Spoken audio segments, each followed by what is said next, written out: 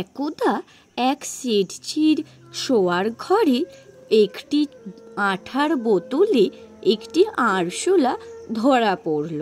বাকি বলতে পারো আরশোলাটি আঠার বোতলের মধ্যে পড়ে মারা গেছিল। শেঠজি সারাদিন কাজের পর সেখানে শুতে এসে এই ব্যাপারটা লক্ষ্য করে।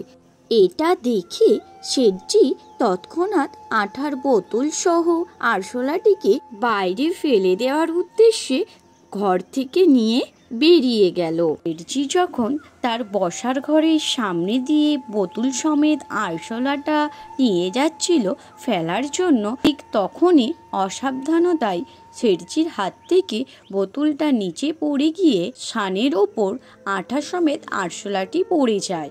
এটা দেখে শেঠজি বলে ওঠে, ধুর বাবা, এমনিতেই দেরি হয়ে গেছে, ঘুমোতে হবে, তার মধ্যে আবার এটা পড়ে গেল।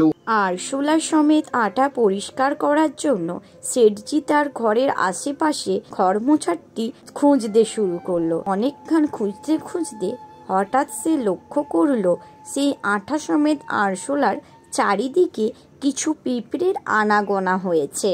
এটা দেখার পর শেঠজি বলে উঠলেন, বোধহয় এরা আরশোলাটির দেহটি খাওয়ার জন্যই এসেছে। এগুলো তো সেই কলকাতার চারিদিকে ঘুরে বেড়ানো লাল লাল ক্ষুদে পিঁপড়ে। দু চারটে পিঁপড়ে আঠার ওপর ওঠে আরশোলাটির কাছে যাওয়ার চেষ্টা করছে, কিন্তু তারা আঠার মধ্যে হাবুডুবু খাচ্ছে। এটা দেখে শেঠজি মনে মনে বলল, বেশ বেশ হয়েছে, এবার আর আরশোলার দেহ খাওয়া হবে না। এরপর শেঠজি সেখান থেকে চলে গেল ঘুমানোর জন্য, আঠা সমেত আরশোলাটি পরিষ্কার না করে। শত চেষ্টা করেও পিঁপড়েরা আরশোলার মরদেহর কাছে পৌঁছতে পারল না আঠা পেরিয়ে।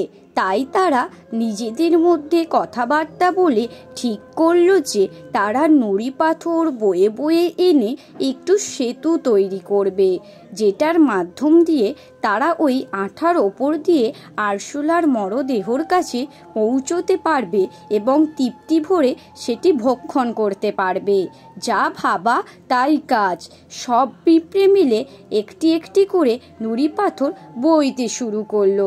প্রায় 2 ঘন্টার কাছাকাছি কেটে যাওয়ার পর সেইখানে উপস্থিত হলো সেই শেঠজি। ঘুমের ঘোরে জল খাওয়ার জন্য সে ঢুলু ঢুলু পায়ে এসে দেখি এই অবাক কাণ্ডটি।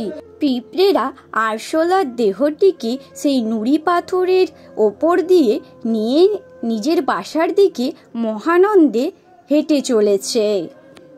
পিঁপড়ের ওপর হিংসে করা শেঠজিও পিঁপড়ের এই বুদ্ধির কাছে হেরে গেল।